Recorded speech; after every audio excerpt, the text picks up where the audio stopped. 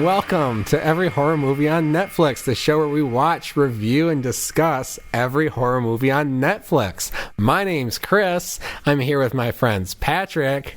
Hi, Chris. And Steven. Hi, Chris and Patrick. And we watch every horror movie on Netflix from A to Z for the most part, except for today, because we're going way off track today. We're going down to the V's for Valentine's Day.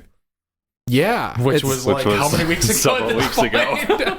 A lot. We record these in advance, guys. It's like closer to V-Day than Valentine's Day. Yeah, we're doing Velvet Buzzsaw today. Velvet Buzzsaw, the new Netflix original. From Dan Gilroy? I think that's his name. Dan Gilroy of Nightcrawler fame. Nightcrawler fame. Now, or infamy. So, I mean, this is a top-tier Netflix original release. This is the shit that they promote. Prestige-y. It's prestige-y. It's got tons of names behind it. It's got the trailers that you see on Facebook before you see the movie. It's not like some obscure movie like Clinical that just kind of came out low-key. It's a real movie with a real marketing push. This is a movie they want you to subscribe to Netflix, or at least not cancel your Netflix subscription, because you want to see this film, this epic. Yeah, if you remember Mute, it's kind of on that level. Yeah, I meant to watch Mute. I never did. I'm already disparaging this movie. That is an odd comparison. Yeah, so Nightcrawler... I loaned Steven on Blu-ray, but still haven't watched it. Still hasn't watched it. That was like a year ago. Patrick watched it a long time ago. I saw it in theaters. He saw it in theaters. How many theaters did you see it in? Either 4 or 5. I forget. Wow, you must have really liked that one. Yeah. No, simultaneously. I just watched it the one time, but I experienced it in 4 or 5 theaters. Screen crawler. Yes. What we call you. Yeah. I watched it on was Netflix. Teleporting between theaters like Nightcrawler from the X-Men. Oh. Actually, I saw that happen. It was just bam, bam, bam. Got it. Yeah, I watched it on Netflix. I was disappointed that it wasn't about Nightcrawler from the X-Men. I would love to see a Nightcrawler movie with Alan Cumming. That would be fucking sick. Where is Alan Cumming these days? Good question. I wish he was here. Alan Cumming, if you're listening to this, please come on our next episode. I saw him on something recently. I'm talking to Alan Cumming here. Shut the fuck up. He has a perfume in a bar. The perfume, I believe, is called Second Coming. Oh, wow. Yeah. Wow. And the bar has a similarly cheeky name. Huh. Wasn't he in a movie we watched on Netflix? I don't think so. Maybe I just hallucinated it. But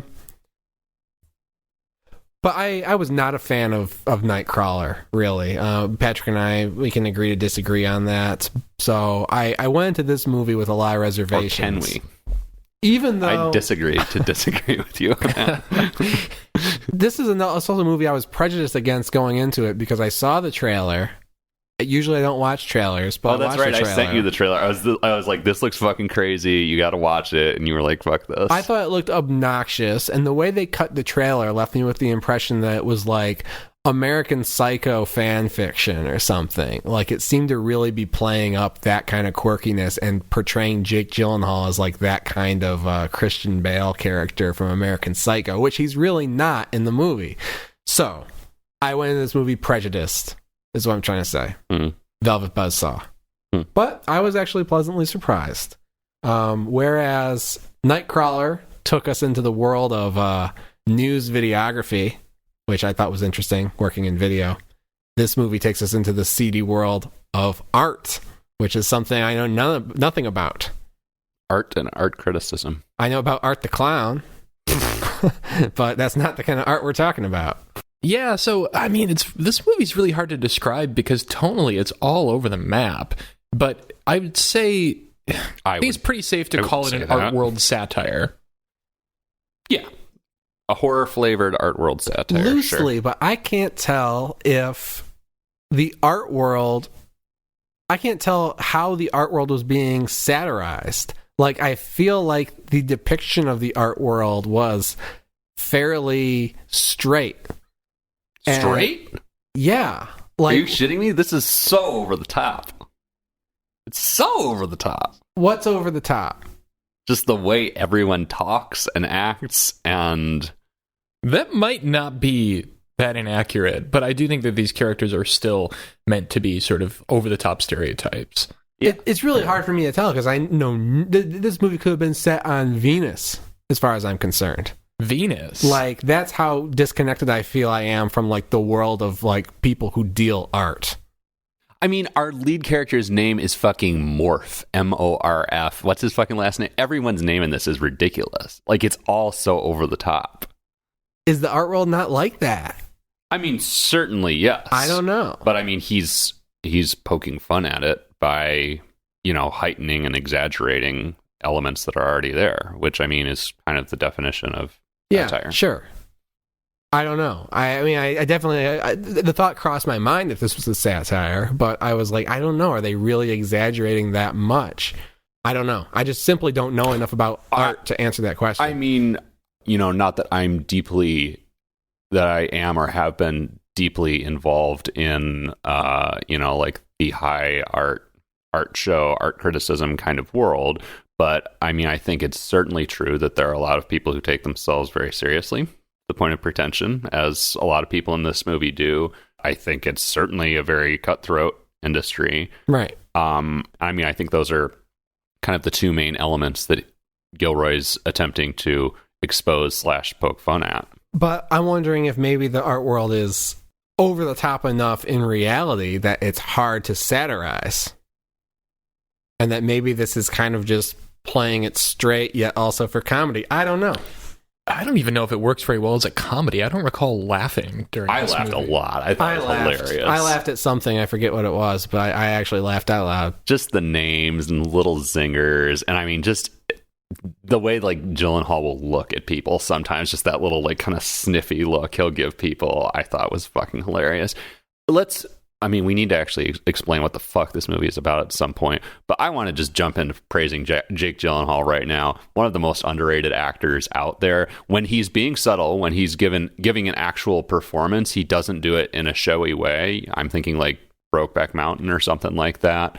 And when he goes over the top, he goes over the top, like in Nightcrawler and Velvet Buzzsaw, and you can tell he's just having fun. He's not trying to attract attention. Well, he's not trying to attract like awards attention to himself. I like that he's underrated as a character actor when he's doing subtle stuff, and when he's going over the top, it. He's not going for the award, which I appreciate.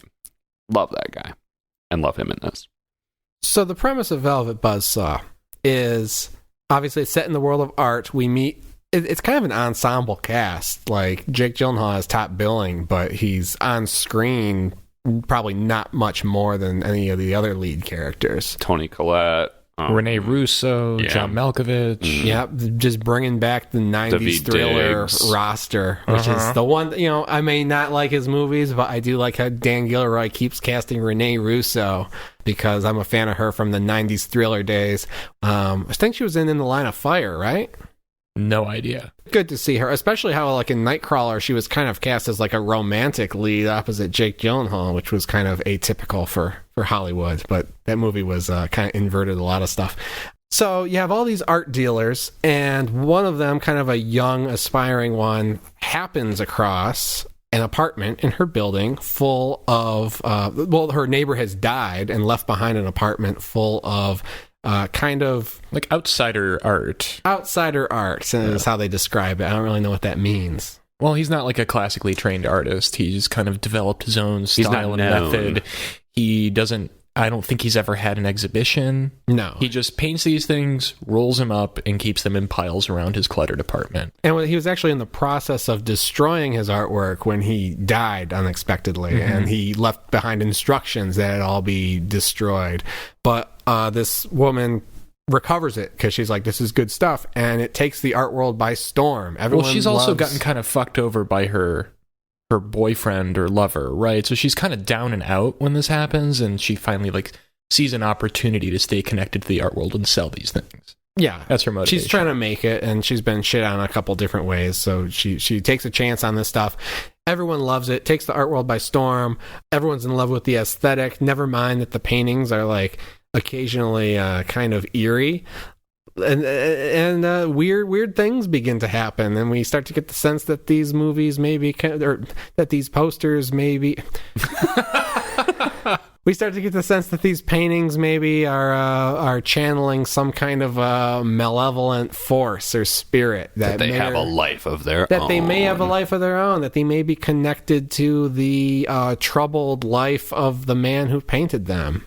And at the center of the plot, our sort of protagonist is Jake Gyllenhaal's character, who is this fascinating to me character in that he's an art critic who is sort of like a kingmaker. Everyone's really worried about whether he's going to give them a good review or not. I think it may have artificially influenced my opinion of this movie, just the fact that a movie made in 2019 would portray anyone as giving a fuck what a traditional journalist has to say. And I say that as a journalist, but I don't feel like anyone actually cares that much. I don't think an art critic has this kingmaker sort of power that Gyllenhaal is depicted to have in this movie, but maybe. This movie doesn't seem to hold critics in very high regard, so... This movie holds just about no one in high regard. If it had its way, the Every Horror Movie on Netflix podcast, we would all die horrible deaths, basically, because we are kind of the people that this film... Are we? I don't know. It's specifically talking about the art world and specifically talking about this guy who is in sort of an institutional position of power and more or less abuses that position to please his own ego. Oh yeah, actually, I guess they are talking about us. Just kidding. Everyone knows we have no power. So I've been spending a lot of time thinking about what this movie is trying to say. I mean, I watched it last night, so not a ton of time. But it's kind of left me with a lot of questions about what this movie is trying to say about art and the art world. And at first glance, it seems pretty straightforward that basically the movie is kind of pushing back against what it sees as a very commercial, cutthroat, mercenary art industry that's disconnected from everything that art is supposed to stand for. And there's some counterpoints to that where it's like, if you're still making art, because you love it and you're, blah, blah, blah, then you're good. Otherwise, I guess the vengeful spirit of Mr. Dease, D-E-A-S-E, the man who painted all these paintings, might come fuck you up. Yeah, what's Ventral? Is that his first name? Ventral? Something like that. Ventral Dease, I think. Incredible character names in this movie. Love that. Yeah. So you're saying you're kind of puzzling over this film's themes. You're not sure what it had to say. Is that what you're trying to tell me? What I just said, I think, is the easiest interpretation of what it had to say, but I feel like there's more to it than that. It's a movie kind of like Cam, where I think there's a lot of layers to it that I haven't really been able to pull back yet. That's interesting because when I finished it, and I mean, still my take on it overall is that if I have a complaint with it, it's that it's too simple. Like it's way too broad. The basic idea it's trying to communicate as far as like the art world is communicating in the first scene, which is hilarious. And that scene is also very economical. It introduces all the main characters more or less in that first scene. Which is, it's an art gallery. It's an art exhibition. It's a show in Miami. And you immediately get a sense of how these people talk to each other, how bitchy they are to each other, how competitive they are, how cutthroat they are. And in my mind, it never develops past that, which isn't too much of a strike against it because I was still extremely entertained throughout. But I mean, it's a one idea movie and it doesn't really, that idea doesn't really develop. It's actually, I mean, I don't think it's successful as a horror film. I don't think the horror elements work, but it does have kind of the same structure as like an 80s teen slasher. It essentially sets up this like fairly, I mean, we're not totally confined to the convention, but it sets up a string of characters who are despicable, who you would love to see die horrible deaths. And that's exactly what we get. Wow. I like that interpretation a lot. But I don't think the characters are really, like you said, developed beyond that. We find out that they are competitive, pretentious, terrible to each other, and that's it. I don't think anyone really grows or learns a lesson in this film. That's a good point. I think Jake Gyllenhaal ultimately learns a lesson, but I'm not sure it really matters. Yeah, I mean, I guess he starts to learn, but it's kind of too late. Something I liked about this is just looking at all the art that's in this movie. I love the paintings. I love Deese's paintings. I don't know who did them, but they're weird and spooky and unsettling in subtle and sometimes not so subtle ways. I really enjoyed all the paintings. There are a lot of really interesting installations, though. Like there's a robot homeless superhero. Hobo Man is my favorite. Yeah. There's that giant chrome orb that you stick your hands into. Yeah. So it's always fun to look at art. Like this reminded me actually of one of our earliest episodes when we watched #horror, where the character, the Chloe Sevigny character in #horror would fit right in with this cast.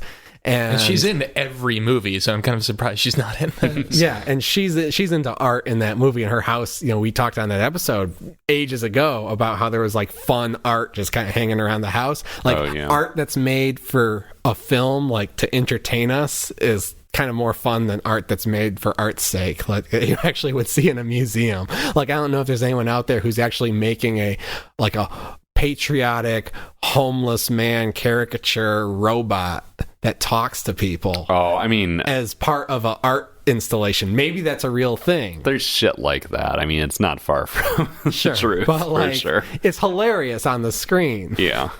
And a lot of the art was just, it's funny to say, oh, look, that's a funny idea, even if it's something that an artist might not actually make. I mean, in the case of #horror, it was probably art that someone bought to decorate the set. Like, it probably wasn't custom made for the film, but I'm sure like the sphere and the hobo man and whatever were definitely written into the script and designed for this film. And what's fun is, and if you've seen the trailer, it gives away pretty much everything, but what's fun is seeing these weird pieces of art turn malevolent and attack people or injure them as Deeze's paintings become proliferated throughout the art scene. And the idea is that like Deeze's paintings kind of exert a force where it's not like the Deeze's paintings themselves that are killing people, but it's kind of creating like a Final Destination effect, to mention the movies you were talking about in the last episode. It's kind of like making other arts kill people. Kind of the innocent bystander art is being weaponized by the influence of the Deeze paintings. Yeah, I mean, this is, I think, the first art kill in the movie, so we might as well talk about it. But it reminds me of when this one kind of douchebaggy character is attempting to make off with a bunch of the Deeze paintings. Actually, he's not trying to make off. No, they're being transported to a storage facility. But he's planning to like steal them, isn't he? No, I don't think so. I didn't gather that. You might be right, but I didn't get picked up. That was my impression. Was he was like, oh, people are going nuts for these. They're worth a shit ton. I'm taking these. I mean, it doesn't matter. One of the paintings is sitting on the like passenger seat of his car, and like the face in it starts to kind of move, and it lights him on fire. He stops at a gas station and runs inside, and there's this bizarre painting on the wall of it's monkeys working on a car, right? Yeah. And the monkeys in the painting come to life, and you just see these like primate hands reach out of the frame and grab him and drag him into the frame. It's silly. It's silly, but I loved it. I mean, it's. I love those moments. I might even call it dumb, but I loved it. It's dumb. I think most of the kills in this are pretty dumb, but they're memorable. And they don't really fit into the film at all. I mean, that's what I was saying at the top. This movie is so tonally inconsistent in a way that I enjoyed. I didn't think it was a great film by any means, but I was never bored. I watched this movie in one sitting, guys. Oh, wow. That is impressive. How did you find it tonally inconsistent, though? I found it very because consistent. It goes from like broad comedy or satire in these like very brightly lit settings to these like random flashes of horror that just seemed like dropped in out of nowhere as if they came from another film. So basically there are just two key tones that are juxtaposed. I mean, that's what I like about it, is that it mashes together this art world satire with slasher movie. I mean that's not tonal inconsistent. I mean, I guess it's inconsistency, but that's basically the point. I guess when I think tonal inconsistency, I think someone who doesn't have a grasp on what they're doing, and so they're kind of like flailing around, going from something that feels comic to something that feels dramatic to something that feels horror tinged. This felt very intentional. It did feel intentional. I enjoyed the mixture of those moods. I don't think that actually brings up a good point, because a lot of people will criticize movies for being quote unquote tonally inconsistent. Including us. Like us, but as if it's a bad thing in itself, and it's really not. It's just a matter of how the movie handles the tonal changes. I'm kind of on Team Patrick here for once, where I thought, I didn't think there was any problem with the movie kind of going back and forth between the horror stuff and the comedy stuff. Didn't work for Steven, but I would much rather this had been either like an Altman style ensemble satire or a horror movie. But I just felt like those two styles never really blended for me. I admire the attempt because I don't think I've seen a movie quite like this before. Yeah, I mean, I guess I wouldn't want to see either of the two you just described because I've seen those kind of movies before, and I can't say I've ever seen anything quite like Velvet Buzzsaw before. Like I said, I don't think this movie was trying to be American Psycho, but American Psycho is a movie that does the same kind of thing, where it alternates between like a comedy satire and more horror type stuff. It's been a long time since I saw American Psycho, though. You're right, though. Yeah. And I'm not a fan of American Psycho either. Me neither. I like American Psycho. I feel like it's pretty tonally consistent. I don't know. I feel like that's what's that term? The something's hand? When you like take a tangent, something's hand. Witch's hand or something. Snake's hand? Snake's hand. There you go. Snake's hand. They haven't heard that before. To quote the great John Crowley. Yeah. But I really enjoyed just the look. Again, knowing nothing about the professional art world and kind of taking this at face value, largely on the strength of one random tweet I saw that said, I used to work in the art world and Velvet Buzzsaw is very accurate, but also boring, or something like that. How could you be bored by this movie? I don't know. Like, I kind of took what it was showing me of the... I mean, if you weren't bored. I know, right? I kind of took what it was showing me of the art world at face value, so I don't know if that was a mistake or not, but I thought it was very fascinating just to... It was almost like a documentary for me. Like, I'm like, oh, is this how this really works? Is this how these kind of things happen? There's a lot of roles I never would have thought of, like behind the scenes. I mean, because you have like the people who like book and decorate the venues are completely different from the people who book the artists and represent the artists themselves. Mm-hmm. And the little details of like how when they put the sphere in a new exhibit and they're like being very particular about if the lights around the sphere are set up properly and stuff like that. And that was very interesting. And also like when you go to a museum of art and you go to a new exhibit, you don't like appreciate that there's like a political side to it. And we see some of that where like Toni Collette's character comes in as like strong arming the LA Museum of Art kind of to like highlight the pieces that she wants to expose and all this stuff. And I'm like, I'm sure that happens, but it's not something you think about. I mean, it probably happens in the modern art museums a little more than it happens in the, European Renaissance painters exhibit. Those may be even more cutthroat. Yeah, it could be. I don't know. Maybe there's like a guy who has a huge collection of Van Goghs and he goes around and he whips these museums into doing more things with Van Gogh to raise the price of his collection. It could be. I don't know. Fascinating, though. I feel like I know a person or two who has worked at a museum who I should ask about this. Yeah, we should have had him on the cast. Should have, yeah. We fucked up big time. Sorry, I'll do better. I would have been happy with a movie that just showed me that. Like, just a satire in that. And then you add the horror. I'm always down to add a little horror to a movie. Why not? Like, I feel like this movie could have easily been made where it's like spooky paintings, but they don't kill people. And it would have been a similar movie. And it would have been fine. But I would have watched it and been like, what if the spooky paintings kill people? That's true. So we get that It's movie. a very crisp twist. Yeah, we get that movie. Yeah. So that was fun. Yeah. It's a fun movie.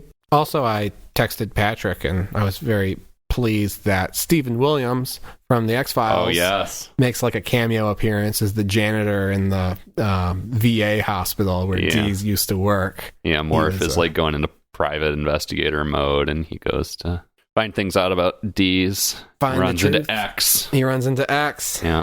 Playing a character very unlike X. Yeah. But you can't have everything. Always good to see Stephen Williams. Always good to see. I always like movies that I mean, I didn't recognize him until you texted me and you were like, X is in this. And I was like, oh, fuck. It's always good to see a movie that adds a little bit of mystery. I like mystery in my movies. That's why Star Wars Episode 2 is my favorite. Because they got the mystery in that one. Anyway, Jake Gyllenhaal is ripped, we find out. Did not know he was ripped. Yeah, he was pretty ripped, but he can't stay hard. Well, okay, so that's interesting because Jake Gyllenhaal in this movie, maybe, I might be forgetting something obvious, but maybe the first time I've seen a character in a movie who is bisexual, seemingly, and actually has like pretty concrete and meaningful relationships with a man and a woman in the movie. You know what I'm saying? Yeah, Like usually that was kind of refreshing. Usually I see quote unquote bisexual characters who it's like more of an experimental thing, or it's like more of a hookup thing, and so that was something I just hadn't seen before. I see what you're saying. Because the movie starts and you think, I thought he was gay because he's living with a man and clearly in a relationship with a man, and then he starts seeing a woman and you're like, okay, well, is he just hooking up with it? Well, no, he ends up having a relationship with her that's maybe more emotionally important than the relationship with the man. Mm-hmm. Well, and also balanced. Based on the trailer and also based on your early understanding of him in the film, you kind of assume that he's gay based on some of the effeminate mannerisms that Gyllenhaal sort of bakes into the character, and you assume that he's going to be kind of a stereotypical gay character, and I guess I appreciated that it went beyond that. I mean, even though this character remains pretty fucking cartoonish regardless of his sexuality, like, I still appreciate that they didn't just go for the stereotypical arch, quippy, gay art world stereotype that you might jump to. Yeah, so it's a simple movie, pretty simple premise. I think we've kind of hit the key points and the meat of what we can get into without starting to spoil things too much. So final thoughts before we go to the spoiler room. Patrick, would you view it, cue it, or screw it? Velvet Buzzsaw, what say you? I would definitely go view it. View it. Oh yeah, I had a lot of fun with this movie. It's visually striking. It's well acted, entertaining. You know, as I said before, a little one note if you're looking for any themes. Although, you know, obviously, as we've talked about, your mileage may vary on that. But super entertaining. Enjoyed it. And I mean, it, you know, certainly transcends horror. I think it would be enjoyable to folks who aren't horror fans. I will also give it the appraisal of a view it. And I do that with some reluctance because I think this is more of a cue it movie in that, like, if you don't watch it, it's not the end of the world. And I'm sure I've given better movies cue it's on this show before, but I'm not trying to be consistent. I enjoyed it. It held my attention throughout. It wasn't perfect, but I thought the art stuff was extremely interesting and just kind of getting a glimpse into that world. Whether or not it was exaggerated, I don't know. And then also, like I said, it's left me thinking about it and giving me some meat to chew on. And I don't want to make the mistake we might have made with Cam, where like we all gave it cue-its and then a few days later we're like, oh man, still thinking about that one. You know? I was not thinking about my rating though. So, no. So, I mean, the other thing I will throw in is that, I mean, and I sort of touched on this already, but just, it's so unique. It's one of a kind, you know? I mean, it may be a little slight in terms of like the actual experience you have when you're done with it, but I think it just, the fact that, you know, you've never seen a movie like this, there's not really an easy benchmark for this movie, and you're probably not going to see one like it again. I appreciate anything that can give me a fresh experience in that way. Yeah, I think that's well said. And a great cast, which, you know, we mentioned in passing, but great performances and a fun cast. Good to see all these actors working. Mm-hmm. Steven. I'm not nearly as enthusiastic about this one as you guys are. I'll give it a cue it. I found this movie to be more than a little bit of a mess, albeit a very fun one. I think it was a failure, but a fascinating one. I enjoy the cast. I think it's well directed. Aside from some very kind of dodgy and unnecessary CGI in places that I guess we can talk about in the spoiler room. I think I may have exaggerated saying there's not really another movie like this. Like, I think there are certainly other films that like kind of come close to this tonal balance. But it didn't work for me, but I think I'm glad I saw it. I admire the experiment. And I'm curious to see what your boy Dan Gilroy does next, Chris. He's not my boy.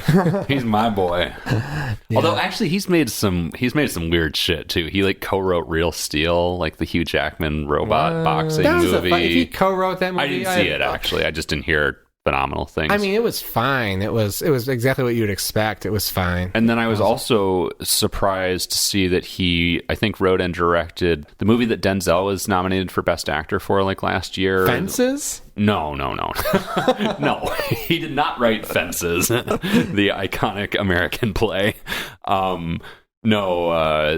Something Roman something Esquire. Oh, the movie was not supposed to be very good, but then Denzel somehow got a Best Actor nomination. Roman J. Israel Esquire. Roman J. Israel, there you go. Yeah. And I had no idea he was involved in that. He also wrote Kong Skull Island. Oh, right. Yeah, and he's quite a versatile writer. He's the brother of Tony Gilroy, who did most of the Bourne movies, and Michael Clayton, one of Chris's favorite movies. Oh, God, fuck Michael Clayton. Love Michael Clayton. All right, should we go to the fucking spoiler room? Oh, holy shit. Hold the fucking phone. God. No. You don't get to have your iPad on this show. No, hold on. Dan Gilroy is married to Renee Russo. Oh, that's right. Nepotism. I knew that. Dan. Well, in any event, it's good to see her on the screen. Yeah, great to see her on the screen. Well, should we go stick our arms in the spoiler sphere? Yeah, let's stick our arms in the spoiler sphere. So, hey, see what sensations we feel. Go check out Velvet Buzzsaw if you want to, or just stick around, and when you come back, or when we come back, rather, we're going to spoil everything.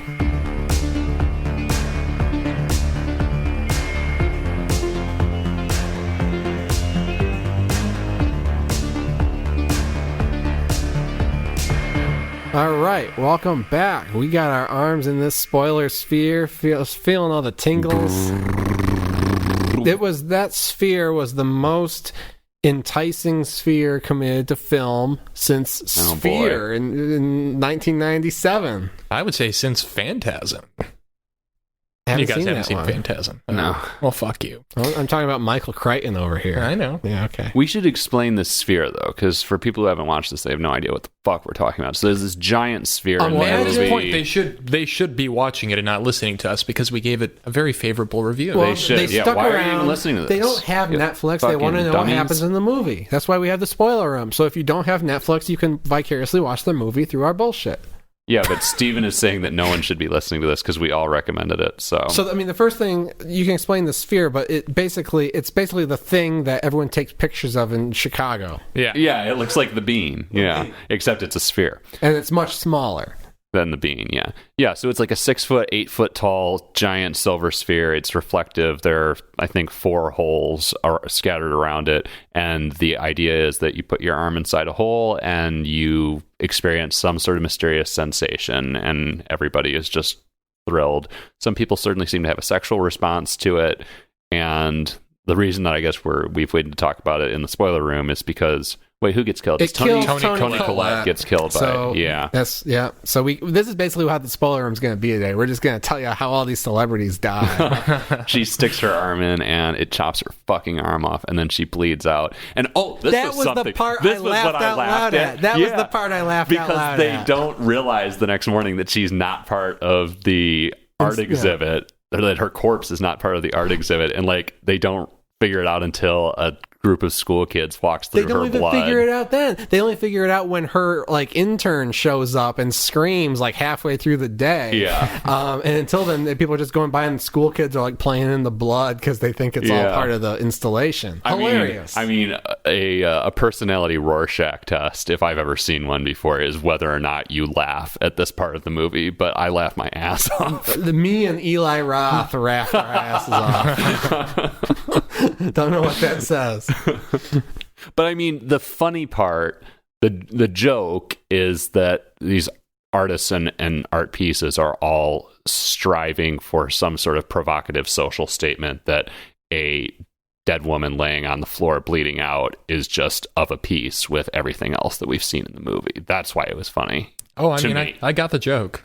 No, I'm just explaining why it was funny and why I would differentiate it from an Eli Roth style gore joke. Oh, no, that wasn't my joke. Was just that Eli Roth and I are psychopaths, so that's why we responded with laughter. Right. Yeah, no, that was good shit. That was good shit. Oh, yeah. All right, so who's next on the chopping block? Who next got worked? Another thing that I fucking loved was when Jake Gyllenhaal realizes that his girlfriend has been cheating on him with Daveed Diggs, and Daveed Diggs is just in the kitchen fucking making breakfast and watching Jake Gyllenhaal and the other woman whose name I forget kind of hash this out. Daveed Diggs is just standing there casually grinding pepper, watching the two of them argue. And grinding pepper is my new term for eating popcorn now, because he's just kind of he is the source of this conflict, and he's just okay, grinding pepper. Yeah. Well, Jake Gyllenhaal gets... Oh my god. Tough crowd tonight. There have been so many moments on this cast where I've said something, you guys both just like stare at me with dead eyes and say I have nothing. no idea what you're talking about. I don't remember that scene I remember the scene. I just don't really know what to say about it because, I mean, yeah, it was a scene in the movie. It was there. It was humorous, like you said. I mean, you don't have to say anything. That's the kind of stuff where, like, there's a lot of stuff going on with the relationships of the characters and everything like that where I'm like, I want there to be more to that under the surface. I want there to be more meaning in some of this stuff, but I think you guys are right. I think it's just a simple ass movie with like one or two things to say, and it says them in the first couple scenes and just kind of reiterates it for the rest of the movie, which, you know, again, isn't to say it's not fun. So Jake Gyllenhaal gets killed by Hobo Man. That's fun. Yeah. Which they actually set that up and pay it off because Hobo Man is actually put into storage, I think, because of Jake Gyllenhaal's review, right? I don't remember that. Makes sense. I think he wrote, because when he's looking at Hobo Man, I think he's getting pressured by someone like a dealer a manager to give him a favorable review. And he's like, you know what? I'm my own guy. Fuck you. I'm not your mouthpiece. Whatever. Yeah, that's exactly what he said. And then so he writes his poor review, so no one gives a shit about Hobo Man, so they have to put him into storage. Happens to be the same storage locker where they have a whole bunch of D's paintings that Jake Gyllenhaal decides needs to be destroyed. So he goes back to the storage locker and Hobo Man ends up killing him. I was kind of surprised at that because, again, Jake Gyllenhaal's ostensibly the star of the movie. He's the only character really that understands the transgressions that the art world has made against art and wants to do something about it, and he just gets killed like everybody else. And really, nobody really learns the errors of their ways and survives. The only person who survives is Coco, the little secretary from Michigan. Fucking what's her name from Stranger Things, who I have a huge crush on. And she's great in this. I like her a lot. Natalia Dyer plays... I don't remember her name. Coco. From Stranger Things. I was trying to remember her character name on Stranger Things really because people have seen that. Do you guys have any theories on why she survived? Because she's pure of heart. She's like the only non-asshole in this movie. I don't know though, but I mean, she's kind of in the thick of it. She's kind of guilty by association, right? But she doesn't do anything reprehensible. Yeah, she's just trying to make her way in LA, trying not to have to go back to Michigan. That was another line I laughed my ass off at when she's like, if I don't find steady work soon, I'm going to have to move back to Michigan. Because we're all from Michigan. So that was real. That was real. What an awful fate. Rene Russo's death was my favorite. We don't have to go in order, do we? I was hoping we were getting that. I mean, it's basically the final scene. Yeah, that's basically the final scene of the movie. She was in a punk band, apparently a very important punk band called Velvet Buzzsaw, and she has a tattoo of their logo. I will interrupt for a second. I was wondering if that was like based on what she says of the band, if it was like a reference to a band. Like, was she describing another popular like two women punk group? Like, was that the joke?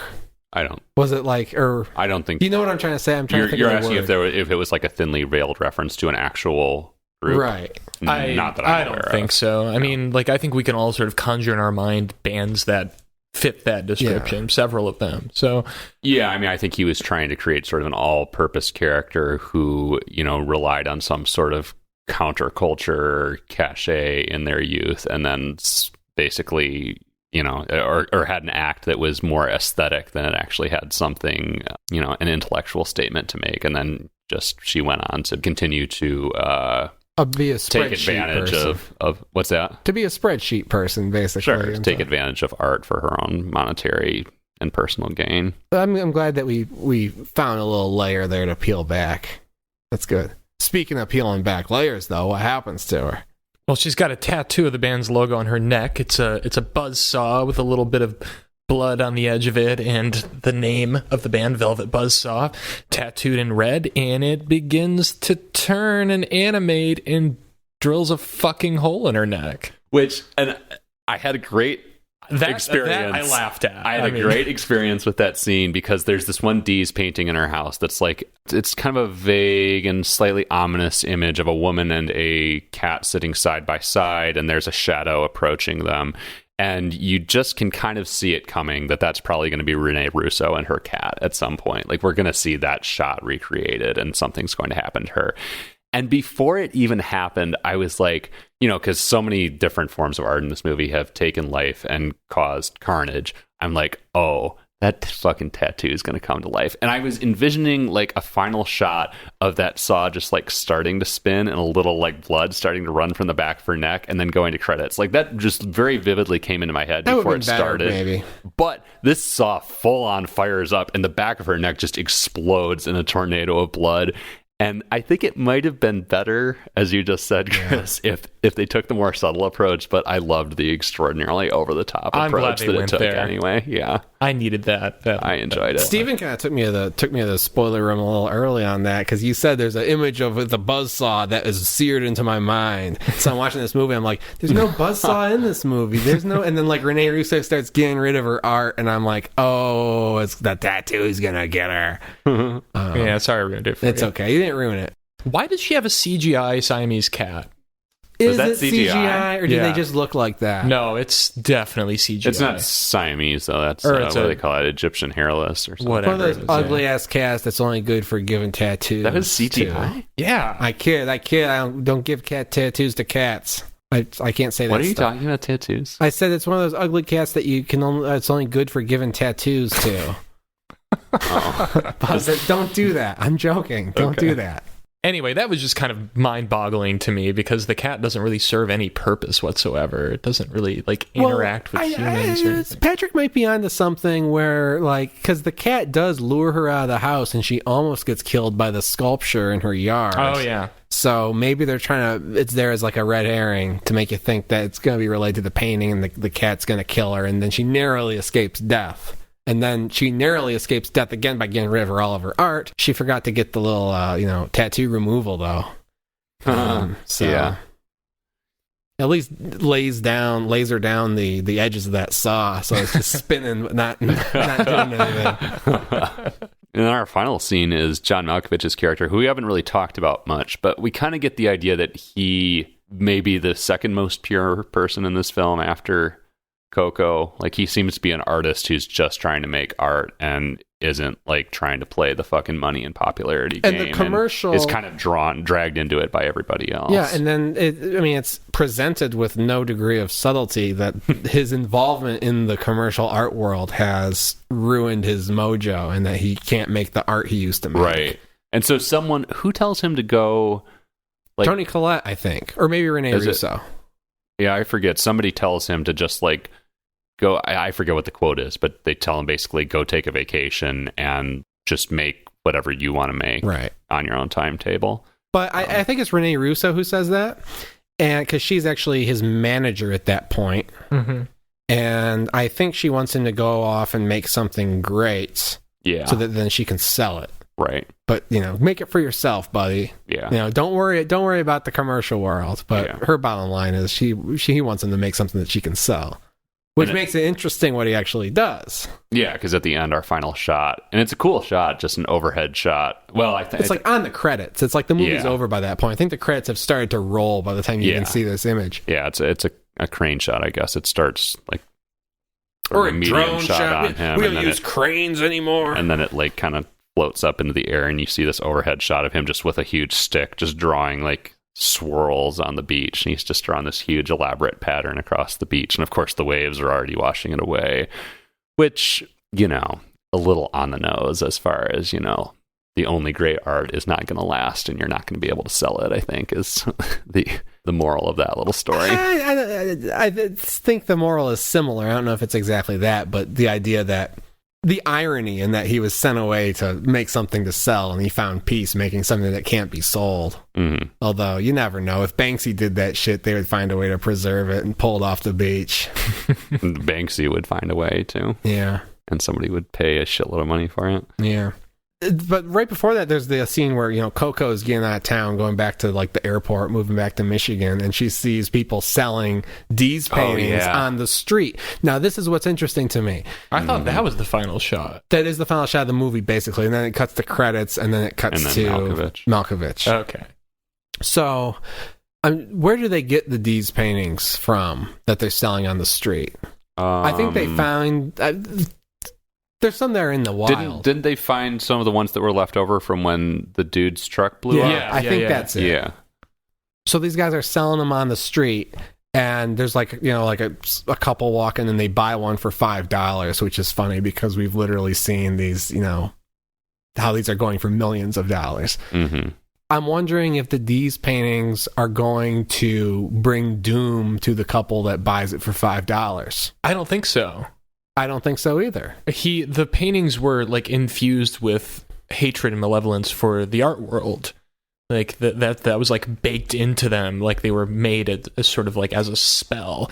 I think in the right hands, they might only spark joy. But also Dees wanted them to be destroyed. He willed that they be destroyed, and he was trying to destroy them himself. So, to me, though, I didn't feel like the people who bought it at the end were the right hands either. There was something to me, and maybe I was just reading it in, but the guy who was selling it was a person of color. I forget if he was, if he appeared to be Latino or I think he was Latino. I think so. And the couple was obviously a middle class or probably middle class white couple, and there was sort of an air of condescension to, look at this man on the street selling this charmingly rough-hewn art.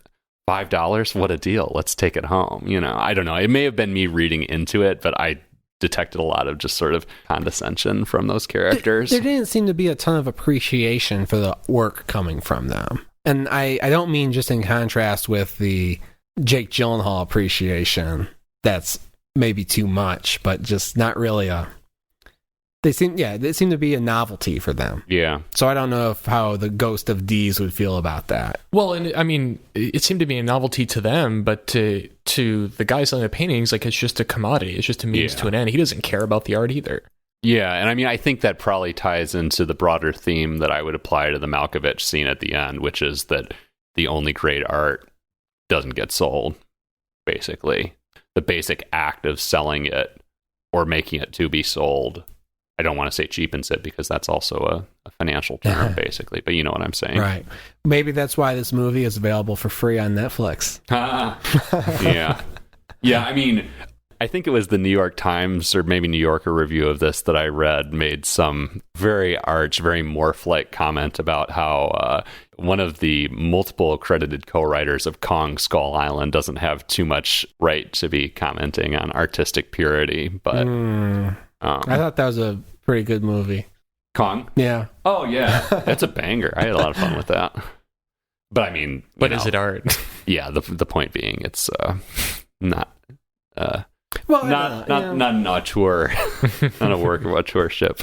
Yeah, I don't know. I don't think you need to live your life in artistic purity to. It's like Patrick and I were having a conversation about La La Land this week. It's like again, we have a conversation about La La Land every week. I mean, listen, we've been litigating The Dark Knight since it came out 11 years ago. So that's actually like why we have a podcast, because like Patrick and I would argue about The Dark Knight every day, and then we started to see movies in the theaters and argue about them every day, like when you were doing your film critic stuff, and I was like, you know what, we should just like go out to like an Applebee's and record ourselves talking shit and arguing about these movies. How far we've come. Hey, we should still do that. We should record Amon sometime in an Applebee's and just like have the Ruby Tuesday. Yeah, Ruby Tuesday. Just have the interruptions from the waitress and ask the random waitress, hey, have you seen Clinical? Rebecca? Yeah. It'll be our version of making the drawings in the sand. Yeah, that's going to be our artistically pure creation is doing Amon at Applebee's. All right, what the fuck are we watching next? Wait, am I done? No, we were talking about La La Land. Oh, right. Yeah, sorry. Because, big detour. Because we were talking about whether we were talking about the points of view on like legitimate art in that movie and what point of view the director subscribes to. And I don't know. I think that you can promote an ideal of how the art world should be. I don't think it makes you a hypocrite to still engage with the art world as it is. That's all I got to say about that. I'm sorry, I got completely distracted because I have to leave in like 10 minutes. I just made a very I need to go. I just made a very smart point. You did. Do you want to rehash it? No, I don't. Or? I wish I could respond to it. I'm No, sorry. we're I was done. literally paying no attention. We're done. Chris is pissed now. No, anything else you want to say about Nothing. Buzzsaw? All right. Well, you want to know what we're watching next time, guys? Yes, Yeah, what are we drum roll. watching? Tell us, Daddy. Don't call Chris daddy. Please don't. All right, well, we're going to Vietnam to watch Conjuring Spirit. Oh, that just sounds. fuck is that? It's a Vietnamese horror movie. Oh, In the wake of her husband's betrayal, a novelist and mother moves to an old building where she receives a music box and encounters a strange spirit. wow. Okay, I'm curious. I don't know if I've ever seen a Vietnamese film before. It's TVMA, so How long is it? an hour and 52 minutes. Damn it. Yeah. Better be good. So that'll be fun. We'll fill you in on that one in 2 weeks. So go check it out, maybe, or just wait 2 weeks and we'll tell you if you should have checked it out. That's it for every horror movie on Netflix. As always, find us online if you want. Tell us you like us. We like that stuff. We just want to be liked. Yep. Until then, for every horror movie on Netflix, I'm Chris. I'm Patrick. I'm Steven. See you next time.